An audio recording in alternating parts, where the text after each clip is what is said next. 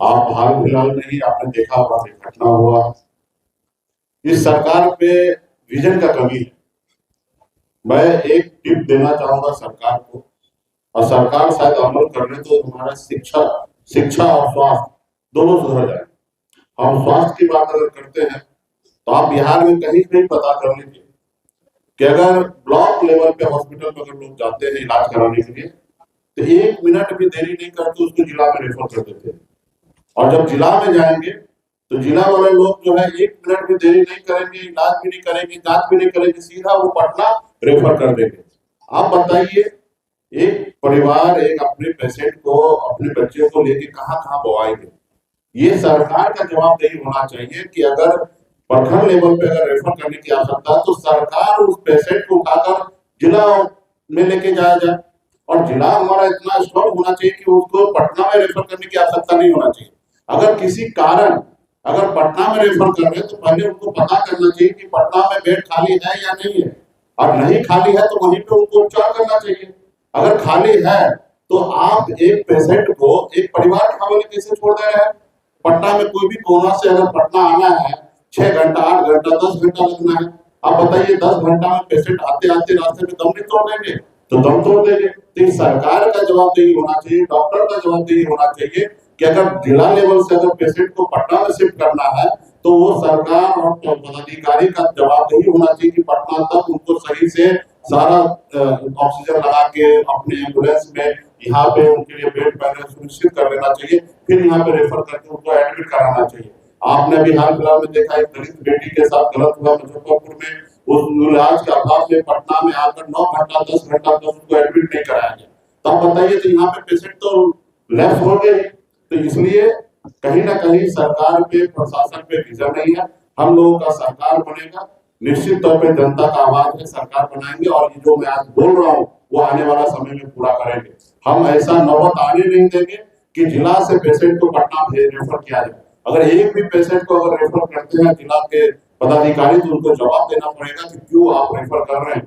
अगर रेफर भी कर रहे हैं तो जिला में जितने भी पदाधिकारी हैं, जितने भी डॉक्टर हैं, उनका जवाबदेही है कि पेशेंट को पटना तक लाना, ना ही कि किसी परिवार को लाना, वो कहां से एम्बुलेंस ढूंढेंगे, क्या होंगे। तो यही सोच के लेकर मैं आने वाला समय में डॉक्टर का एक बहुत बड़ा फौज में खड़ा करना चाहता हूँ अपनी पार्टी में, क्योंकि हम देख रहे हैं कि पूरे बिहार में गरीब समाज के लोग ही दवा के अभाव में, इलाज के अभाव में दम तोड़ रहे हैं। हम लोगों के एक आदमी को एडमिट कराने में हम लोगों को पसीना छूट जा रहा है। तो इसके लिए भविष्य में ऐसी गलती ना हो, हमारे बिहार के लोग इलाज के अभाव में मरे नहीं। इसके लिए आने वाले समय में एक बड़ा मैं अपने पास डॉक्टर का फौज बनाना चाहता हूँ, विंग बनाना चाहता हूँ, और मैं आने वाले समय में हमारे सुनील जी जो है वो लीड करेंगे पूरे प्रदेश को। और सरकार बनने के बाद भी सरकार और डॉक्टर के पास कितना अच्छा संबंध होना चाहिए, सही समय पर काम होना चाहिए, उसके लिए हम लोग अभी से प्रिपेयर कर रहे हैं। तो इसके लिए अगर डॉक्टर साहब सुनील जी आए हैं, इनके साथी विनोद जी आए हैं, अभिषेक सिन्हा जी आए हैं, इनको मैं धन्यवाद देता हूँ। इनके पास पूरी जवाबदेही दे रहा हूँ कि आने वाले समय में बिहार में पूरा जिला लेवल पर जाकर और अच्छे डॉक्टर को वीआईपी पार्टी से जोड़ेंगे, और एक जो मेरा विजन है उस विजन के अनुरूप बिहार प्रदेश में काम करेंगे, ताकि एक भी नागरिक का जान ना जाए इलाज के अभाव में। तो इसके लिए हम लोग बहुत गंभीर हैं, और आने वाले समय में सरकार बनने के बाद हम लोग ये करेंगे। में जो घटना हुई है, क्या लग रहा है पक्ष को एसी में बैठकर मांग करने से बेटी को न्याय मिल जाएगा? किसने बोला कि हम लोग एसी में बैठकर विपक्ष मांग कर रहे हैं? हम लोग तो जनता के बीच में जा रहे हैं। आपने देखा होगा नेता प्रतिपक्ष परिवार से मिलकर आए, परसों भी हमारा धरना प्रदर्शन है, पूरे बिहार में काम करें। काम तो सरकार को ही करना, हम तो आईना ही दिखा रहे हैं, हम तो आइडिया ही दे सकते हैं, हम आईना दिखा सकते हैं, वही हम लोग कर रहे हैं। और जनता भी रोड पे खड़े हैं। आज देखिए कि उनके किस तरीके से एक मंत्री और डिप्टी चीफ मिनिस्टर परस्पर उनके घर पे गए मिलने के लिए, उसी परिवार को बोलता तुम कसम खाओ मां कसम कि तुम्हारा इलाज सही से नहीं किया। इस तरीके से बात हो रही है। ये सरकार किसी का सुन रहा है? किसी का बात मानना चाह रहे हैं? नहीं, ये बंद कमरे में बैठ के सरकार चला रहे हैं, वो सरकार चला रहे हैं, ब्यूरोक्रेट सरकार चला रहे हैं। तो हम लोगों को जितना लड़ाई लड़ना चाहिए हम लोग लड़ाई लड़ रहे हैं, और निश्चित तौर पे ये सरकार परिवर्तन होगा। देखिए, सरकार बनना तो है, और आप मान रहे हैं कि हमारी सरकार बनेगा, डिप्टी सीएम हम लोग बना लेंगे, और निश्चित तौर पे इसके लिए पहले भी कह चुके हैं, इच्छा जाहिर कर चुके हैं कि वीआईपी पार्टी का डिप्टी चीफ मिनिस्टर होगा। क्या डॉक्टर साहब को अपना विकास लीड करेंगे? अरे निश्चित तौर पे कोई भी पॉलिटिकल पार्टी में अच्छे लोग आएंगे और जनता का सेवा करना है तो निश्चित तौर पर उनके हाथ में पावर चाहिए।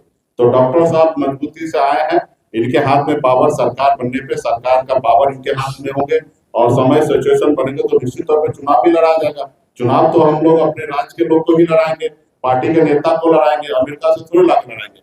तो डॉक्टर साहब भी उस रेस में लग जाएंगे और निश्चित तौर पे जब डॉक्टर साहब जैसे लोग अगर चुन के आएंगे, विधायक बनेंगे और तो निश्चित तौर पे ज्यादा से ज्यादा विकास का काम होगा, ज्यादा से ज्यादा पेशेंट का इलाज होगा, हर तरह से सक्षम है। तो ये आने वाले समय में हम लोग करेंगे। धन्यवाद। और एक रीजनेबली बिजी चिकित्सक था। 15 वर्ष पहले नीतीश कुमार जी के सुशासन बाबू की छवि से प्रभावित होकर राजनीति में आया। मैं जदयू में 15 वर्षों तक रहा, ज्यादा समय तक प्रवक्ता था, चिकित्सा प्रकोष्ठ का अध्यक्ष था, महासचिव था और वहां पर था। लेकिन हर व्यक्ति की एक उम्र और एक अवस्था होती है और उनका एक समय होता है। नीतीश जी की शारीरिक और मानसिक स्थिति जो हुआ तो एक उम्र के कारण वो अब सुशासन बाबू की छवि के लायक नहीं रहे, वो परफॉर्म नहीं कर पा रहे थे। एक अंदर में कार्यकर्ताओं का सम्मान नहीं हो रहा था। वो एक 4-5 वो गिरोह से घिरे हुए थे। उसी कारण से मैं वहां पर छोड़ करके मैं वहां पर रहा। और उसके बाद हमारी मुलाकात सर मुकेश सहनी सर से हुई। इसका हमारे पास आँख देखा गया है और आँख में इनके मैंने छवि देखा पूरे बिहार की, और जिधर जो इनका आँख घूमता था पूरा बिहार उधर ही घूमता था। मैं देखा, इनसे मिला, काफी प्रभावित हुआ। फिर हम लोग चिकित्सक की मीटिंग किए। डॉक्टर विनोद है, फिजिशियन है, इंटेंसिविस्ट है, इनका अपना हॉस्पिटल है और यहाँ डॉक्टर अमिताभ है, ये सर्जन है और अन्य कई डॉक्टरों के साथ इनकी मीटिंग हुई। इनके जो बिहार के लिए इनके जो व्यक्तित्व से सारे डॉक्टर चिकित्सक लोग इंटेलेक्चुअल प्रभावित हुए और हर एक टॉपिक पर जो सुशासन का जो असली मॉडल होना चाहिए वो मॉडल था इनका। और हर चीज पर उनके बहुत बेमानी से चिकित्सकों के बीच संवाद करके एक अपनापन के साथ एक हर चीज पर 4-5 लाइन पे हर टॉपिक पे इन्होंने अपना दिया। इनका विजन बिहार के लिए क्या है, निश्चित ही सारे चिकित्सक बहुत प्रभावित हुए सर आपसे। और उस दिन लगा कि हम लोग सब सर के साथ ज्वाइन करेंगे और हमारे सारे चिकित्सक और लोग लंबे थे। एक तो चिकित्सा की बात हुई, अन इंटेलेक्चुअल से हम लोग जब बात करते हैं हर जगह वहाँ पे, तो उसमें सर की छवि और सर का अपना व्यक्तित्व का प्रभाव, इस कारण से हम लोग प्रभावित होकर इस पार्टी में आए और हम लोग जुड़ने वाले हैं। और इस पार्टी का मैं एक सिपाही के रूप में अपने नेतृत्व का आदेश मांग करके इसके साथ मैं रहूंगा इस पार्टी में।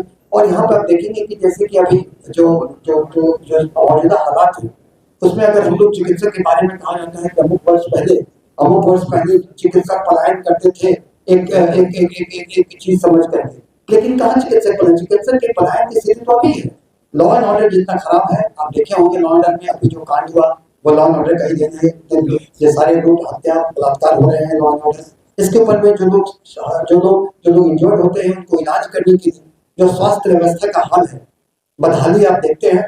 और हर जगह नाम पे ना तो कहीं पर एक खाली किसी कारणों से एक बिल्डिंग है वो देखिए, ना वो सुसज्जित है, न उसमें 60 शैय्या है, न उसमें चिकित्सक है और न उसमें तल्लीनता है। और जिस तरह से लोगों का वहाँ पर जाते हैं तो वहाँ पर अस्पतालों में इलाज नहीं होता है, स्वास्थ्य व्यवस्था चरमराया हुआ है।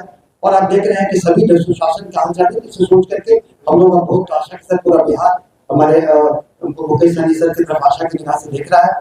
ये बिहार में डेवलपमेंट डिलीवर होगा और इसी शब्दों के साथ हम फिर से एक बार अपने नेतृत्व का धन्यवाद देते हैं।